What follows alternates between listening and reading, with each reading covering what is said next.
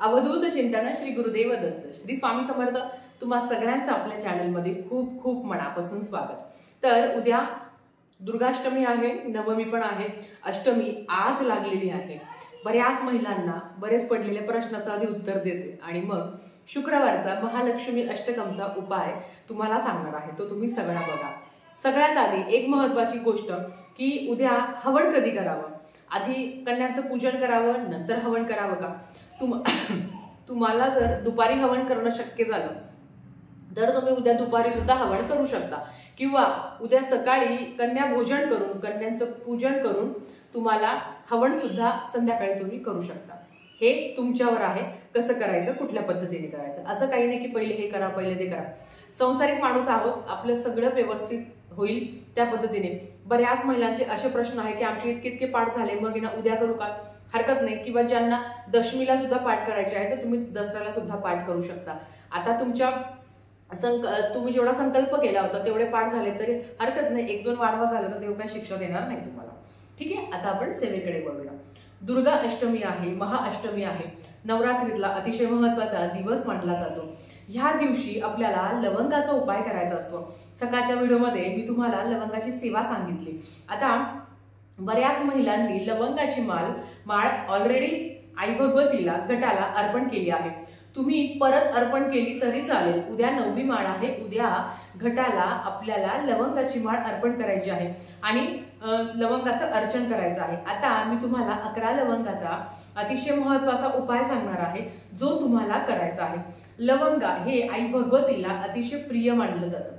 दररोज कोणी ना कोणी तर असं असतं ना की 8 दिवसामध्ये या 9 दिवसामध्ये रोज देवी आईला एक एक लवंग अर्पण करत असतं, कारण ते तिला प्रिय आहे। आता एवढ्या 8 दिवसात तुम्हाला नसेल शक्य झालं तर हरकत नाही, पण हा उद्या आई भगवतीला खिरीचा नैवेद्य आणि तांबूल म्हणजे काय सगळ्यांना माहिती आहे, त्याचा नैवेद्य सुद्धा दाखवायला विसरू नका। आता ज्या 11 लवंग आहेत त्या तुम्हाला उजव्या हातात घ्यायच्या आहे। फ्रंट कॅमेरामुळे डावा हात वाटतोय, पण हा माझा उजवाच हात आहे। उजव्या हातात आधी लवंग निवडताना तुम्हाला ती तुटलेली फुटलेली फुलासकट घ्यायची आहे। अशी कुठली पण लवंगा घेऊ नका। 11 लवंगा बाजूला काढून ठेवा। त्याच्यातली एक लवंगा उजव्या हातात घ्यायची, एक वेळा महालक्ष्मी अष्टकम सगळं पठण करायचं, सगळं फलश्रुतीसहित सगळं पठण करायचं। ती लवंग बाजूला ठेवायची। परत दुसरं लवंगा घ्यायच्या, महालक्ष्मी अष्टकम म्हणायचं, ती बाजूला ठेवायची। तिसरी लवंग घ्या, महालक्ष्मी अष्टकम म्हणा, ती बाजूला ठेवा। थोडक्यात काय, 11 लवंगा घ्या आणि 11 वेळा महालक्ष्मी अष्टकमचं पठण करा।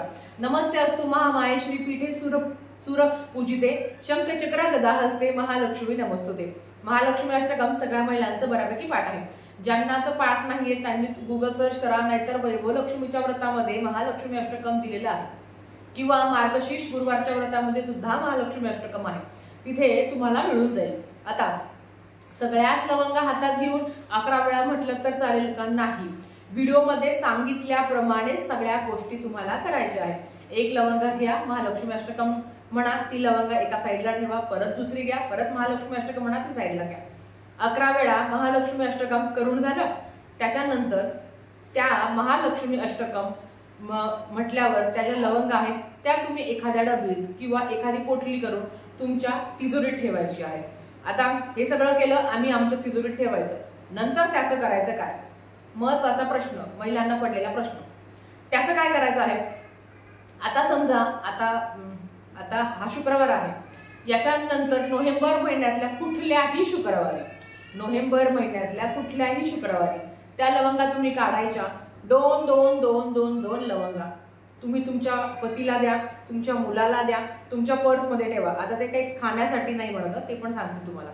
त्या लवंगा मिस्टरांनी त्यांच्या पाकिटमध्ये ठेवाव्या किंवा मुलांनी त्याच्या सॅकमध्ये ठेवाव्या, जवळ त्या लवंगा असू द्याव्या। मुलीने तिच्या बॅगमध्ये ठेवाव्या किंवा सॅकमध्ये ठेवाव्या, तुम्ही तुमच्या पर्समध्ये ठेवाव्या। आता ताई, ते वॉलेट सहित आम्ही वॉशरूमला जाऊ शकतो का?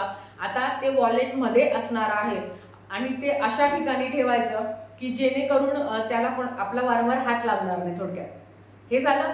आता तुम्ही घरातल्यांना 2 3 दिले, त्याच्यानंतर ज्या शुक्रवारी तुम्ही घरच्यांना वाटल्या त्या लवंगा, त्याच शुक्रवारी तुम्ही दुसऱ्या लवंगा घ्यायच्या आणि हेच महालक्ष्मी अष्टकमचं पठण करायचं आणि ती सेवा करायची।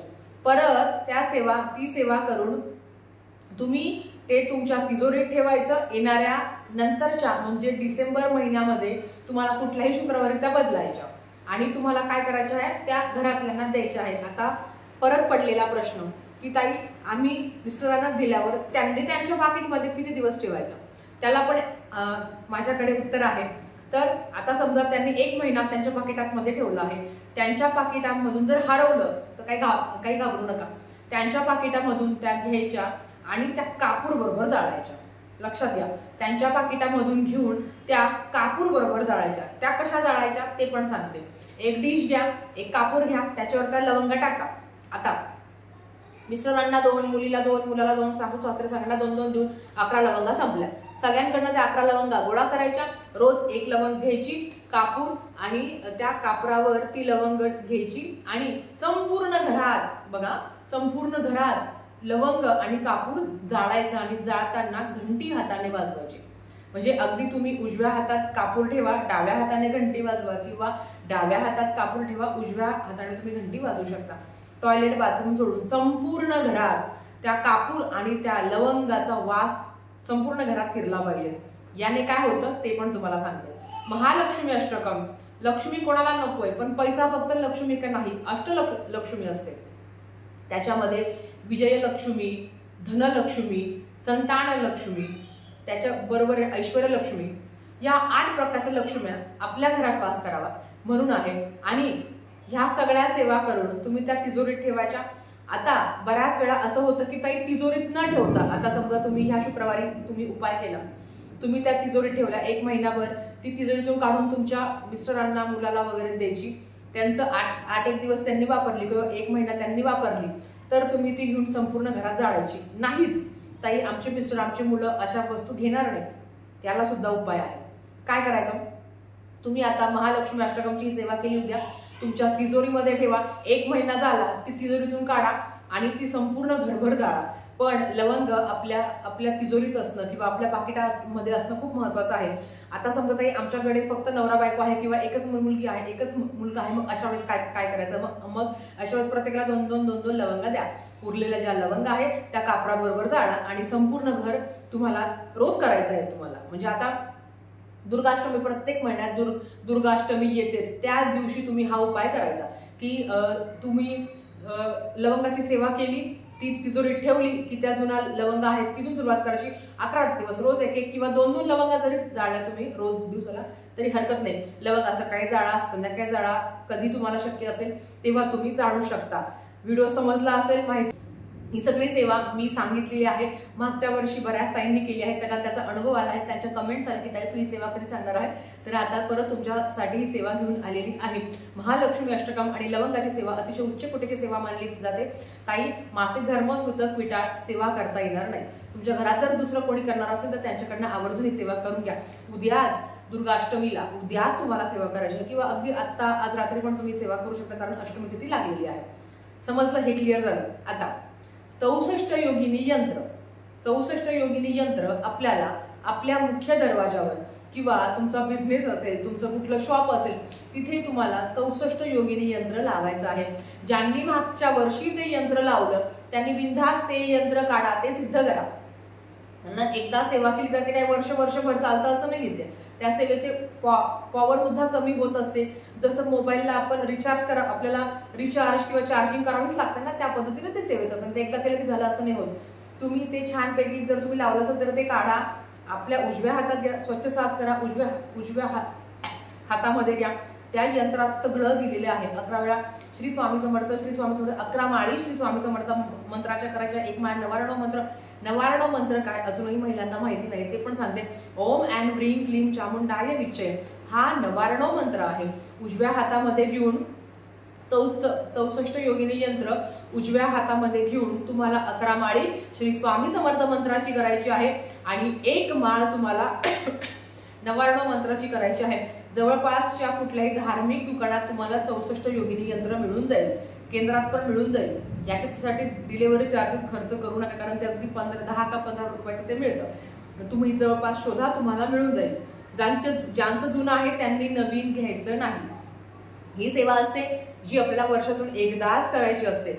ज्यांना लवंगाची सेवा आता करणं नाही शक्य झालं त्यांनी नोव्हेंबर महिन्यामध्ये जेव्हा दुर्गाष्टमी येईल तेव्हा ती तुम्हाला सेवा करायची आहे. पण उद्या जर तुम्हाला सगळं चांगलं असेल, कुठला मासिक धर्म सुद्धा पेटाळ नसेल, तर उद्या ही सेवा आवर्जून करा. परत एकदा थोडक्यात रिपीट करते. लवंग हातात घ्यायचे, महालक्ष्मी अष्टकमचं पठण करायचं, ते तिजोरीत जाऊन द्यायचं. त्याच्यानंतर नोव्हेंबर महिन्याची दुर्गाष्टमी असो किंवा कुठलाही शुक्रवार असो, त्या लवंगा काढायच्या, प्रत्येकाला 2-2 द्या. त्यांनी घेतल्या तर ठीक आहे, नाहीतर त्याच घ्यायच्या आणि कापूर आणि लवंग जाळायच्या संपूर्ण घरभरात. ज्यांना दिल्या आहे की आता समजा कोणीतरी घेतल्या, नवऱ्याने घेतल्या, तुम्ही घेतल्या, त्यांच्याकडनं परत 1 महिन्याने घ्या आणि तुम्ही हे करा. आता आम्ही ते दर म्हटलं की सेवा करतो म्हणून आम्हाला ती सवय आहे आणि महालक्ष्मी अष्टकम खूप सोपं आहे आणि ही सेवा पण तेवढी प्रभावी आहे. ज्या घरात दररोज महालक्ष्मी अष्टकमचं पठण केलं जातं ना, त्या घरात कधी कशाची कमी पडत नाही. पैसा सर्वस्व नाही आहे.